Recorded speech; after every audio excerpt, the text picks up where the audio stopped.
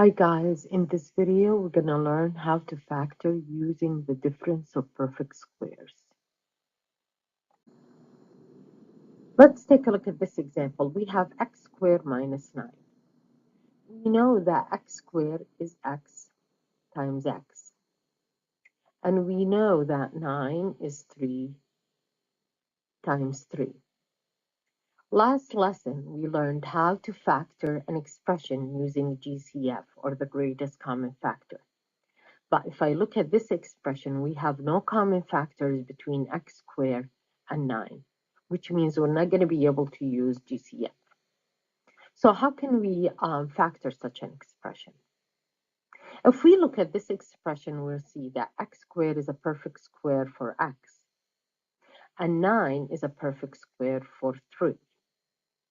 And we have a subtraction sign between these two perfect squares. That's why I can use the difference of perfect squares to be able to factor this expression. And to be able to use DOPS, I need to come up with two factors. The first thing I'm going to add to these two factors is the x's. I'm going to put one x in one factor, the other x in the other factor. I'm going to also put one 3 in one factor and the other 3 in another factor. Now I need to create what we call conjugate pairs. And conjugate pairs means same factors with same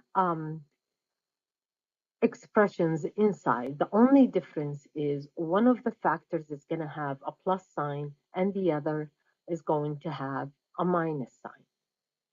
And these are conjugate pairs. Now,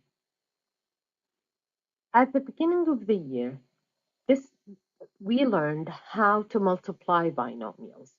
So where did these conjugate pairs come from? If you remember at the beginning of the year, we learned to multiply two binomials by doing double distribution.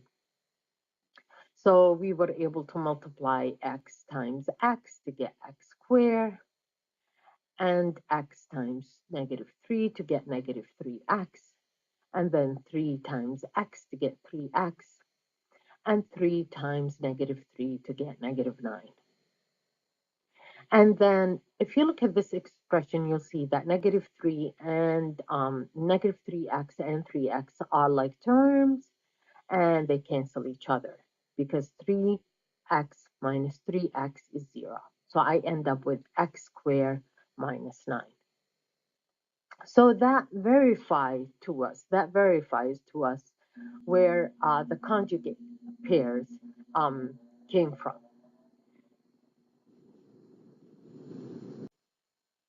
Let's take a look at this example now. We have x squared minus 25. I know that x squared is x times x. And I know that 25 is 5 times 5.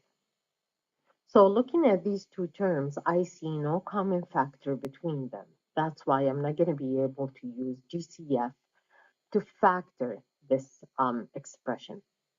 But I know that x squared is a perfect square for x, and 25 is a perfect square for 5, which means I can factor this expression using DOPS, or the difference of perfect square, by creating conjugate pairs.